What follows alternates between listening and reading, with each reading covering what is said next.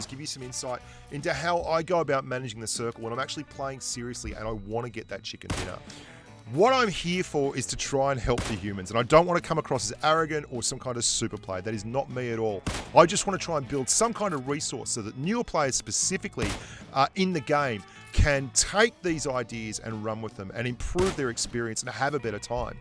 Now, when I first started doing PUBG Mobile YouTube, I pumped up a lot of big damage games and all that kind of stuff, and I wasn't really getting the traction I wanted. And it wasn't until I did a video about Final Circle and how to win that I really picked up a lot of views. And there's two really big important things you need to know about circle management. What a bloody boring business-like term, but that's exactly what we're doing. The first and most key and important thing to note is that the blue circle will meet the edges of the white circle at the same time, regardless of where it is in the circumference. And that means that depending on where you are in the circle, the blue circle is either going to go very, very fast or very, very slow. If you are further away from the white line, the edge of the white circle, then the circle is going to go gangbusters. It's going to be going off like a frog in a sock. The closer you are to the edge of the white circle, the slower it's going to be. So if you're in this corner kind of area here, the shallow side of the circle, then, my friend, you are able to take it easy. It's like a Sunday drive. And this allows you to actually process information.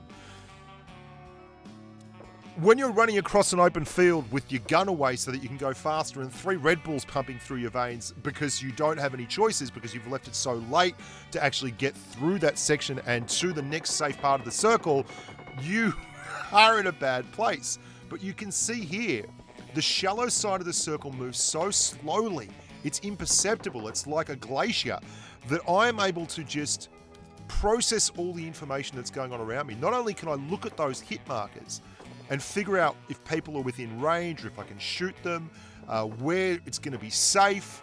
I can also even look at who's killing who with what weapon. And right, there's a bloke up there with an AK. If I see an AWM going off, I'm like, well, where's that at? And then I can take note of that. And it allows me to really work into the circle very, very slowly. As an example of how not to do it, there's a fella down there in that town to my north 15. He fired at me from well outside of the circle. So what I did was I just waited for a minute and a half.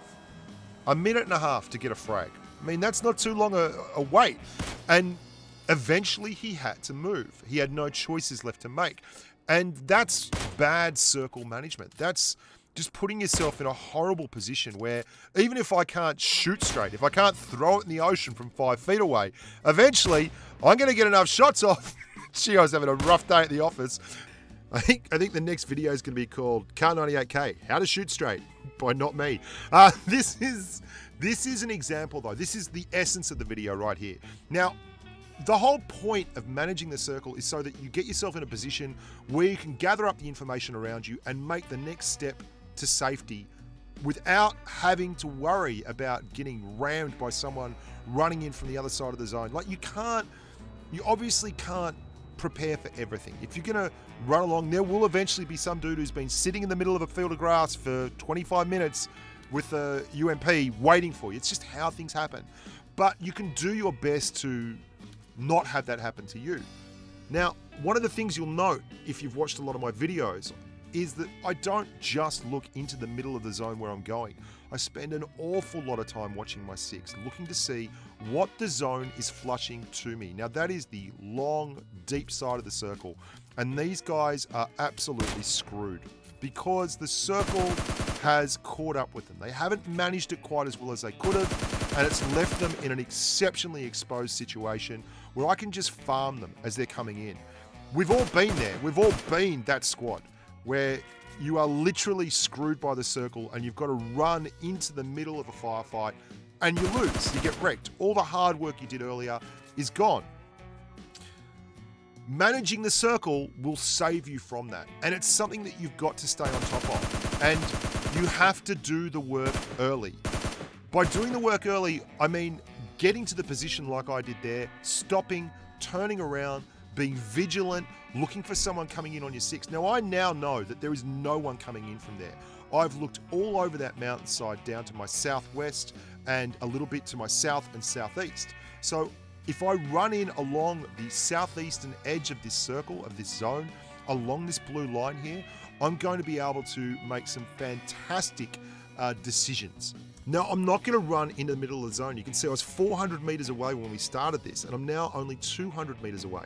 But because I'm running to the shallow or short side of the circle, that means that this blue wall down here, the surf is not going to go in very, very quickly at all.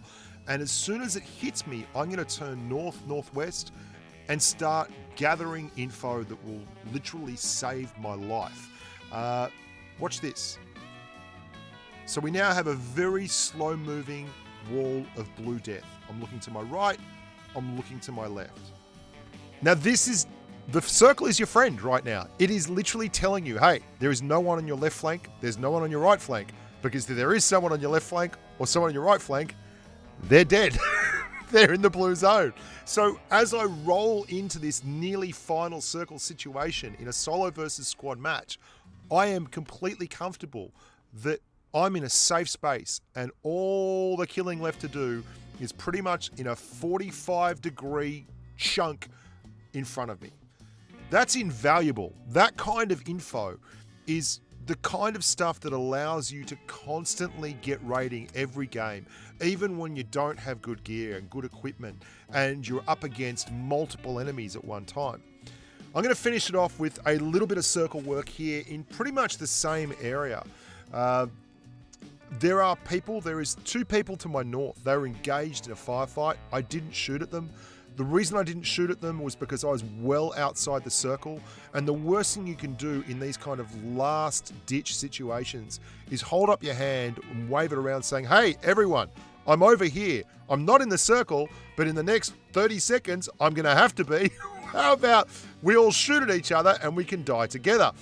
Instead of doing that, I've been proactive and I've run all the way down here and I've started looking for a good spot. Now, I'm not going to run all the way into the very, very shallow edge of the circle because obviously you can see there's a crate down there and it's open ground. There's nowhere to hide. Instead, I'm going to go to this nice little ridgeline here. I've got some trees around me.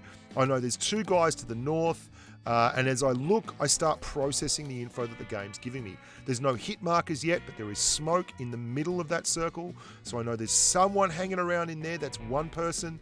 That's another person slightly to the right of that smoke. That's 3 people. There's 2 people to the north. I know where everyone is. One of them is down.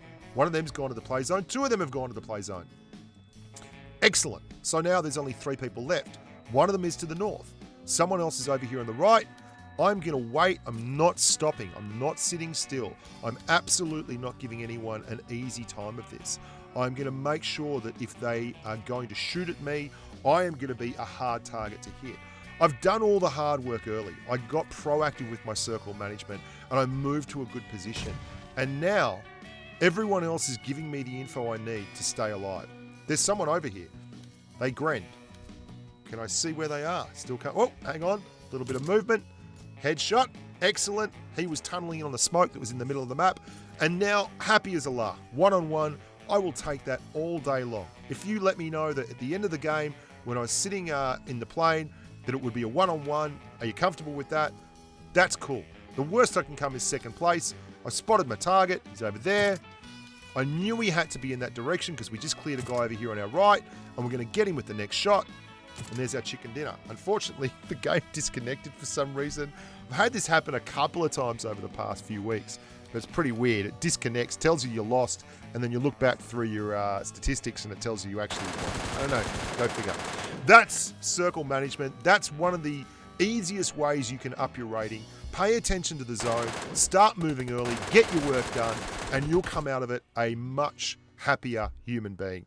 I'm Bushka. Thank you so much for watching. Remember to like the video, subscribe. There's a download link in the video below. If you haven't already grabbed the game, go and grab it. You're going to love it. It's great fun. And until next time, look after yourselves and